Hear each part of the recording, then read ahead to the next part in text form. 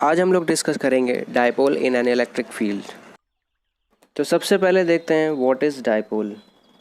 तो जब दो अपोजिट चार्ज इक्वल मैग्नीट्यूड के किसी डिस्टेंस पे सेपरेट करके रखे जाते हैं तो वहाँ पे एक डायपोल बनता है।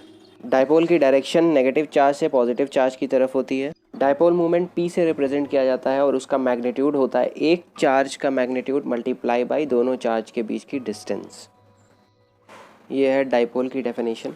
Dipole is a pair of electric charges with the same magnitude but with the opposite type of charge and are separated by a small distance from each other.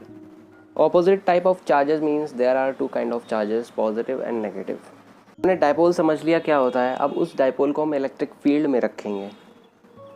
आप देख सकते हैं यहाँ पे इलेक्ट्रिक फील्ड सेटअप है, directed left to right. उसके बाद हम दोनों चार्जेस को ला के एक डायपोल बनाते हैं, मतलब डायपोल इलेक्ट्रिक फील्ड में पुट करते हैं। डी डिस्टेंस पे होता है, सेपरेट होता है दोनों चार्जेस।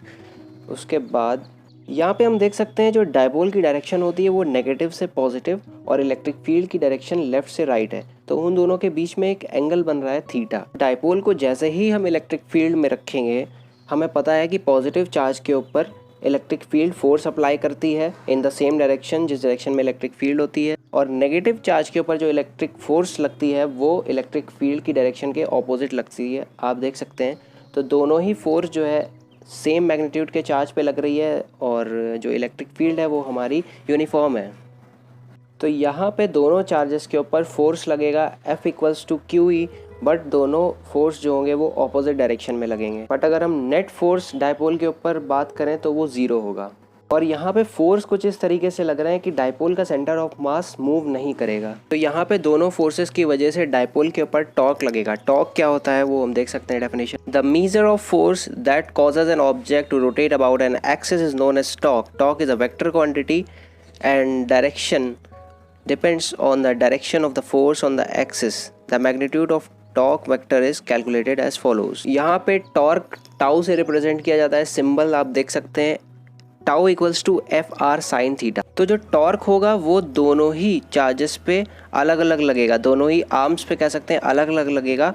और आर्म जो होगा वो कैसे डिस्ट्रीब्यूट होंगे, सेंटर ऑफ मास से राइट वाला आर्म अलग होगा, लेफ्ट वाला आर्म अलग होगा, और राइट वाले आर्म की डिस्टेंस सेंटर ऑफ मास से d माइनस एक्स है और लेफ्ट वाले की x है।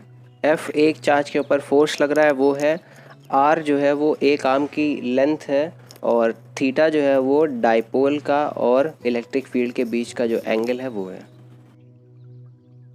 अब यहाँ पे हम देखेंगे कौन सी फोर्स टॉर्क के लिए रिस्पॉन्सिबल है, कौन सी एक्चुअल में फोर्स लग रही है उसके कंपोनेंट्स करके।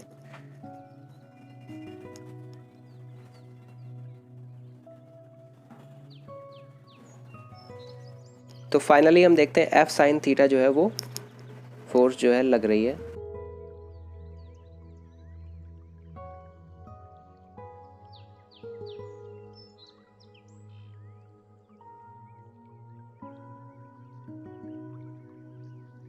यहाँ पे हम देख रहे हैं दोनों डायपोल के आर्म पे टॉर्क लग रहा है और दोनों ही एक दूसरे के सपोर्टिव हैं, दोनों ही क्लॉकवाइज डायरेक्शन में है।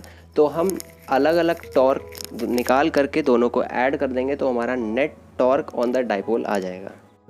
कैलकुलेशन आप देख सकते हैं, जो हमारा नेट टॉर्क आया है वो आया है tau equals to P E sine theta. यहाँ पे F और D की वैल्यूज़ को हमने रिप्लेस कर दिया है। फिर यहाँ पे टॉर्क की जो वेक्टर फॉर्म होगी वो होगी vector P cross vector E। उसके बाद हम देख लेते हैं डायपोल मूवमेंट क्या होता है। Dipole movement occurs when there is a separation of charge. They can occur between two ions in an ionic bond और between atoms in a covalent bond. Dipole movement क्यों अराइज होता है, क्योंकि दोनों ही charges के बीच में जो इलेक्ट्रोनेगेटिविटी का डिफरेंस होता है, मींस एक ज़्यादा इलेक्ट्रोनेगेटिव है दूसरा कम इलेक्ट्रोनेगेटिव है, तब वहाँ पे डायपोल मूवमेंट अराइज होता है। और जितना ज़्यादा इलेक्ट्रोनेगेटिविटी का डिफरेंस होगा उतना ही ज़्यादा डायपोल मूवमेंट होगा। Please subscribe and share for more videos.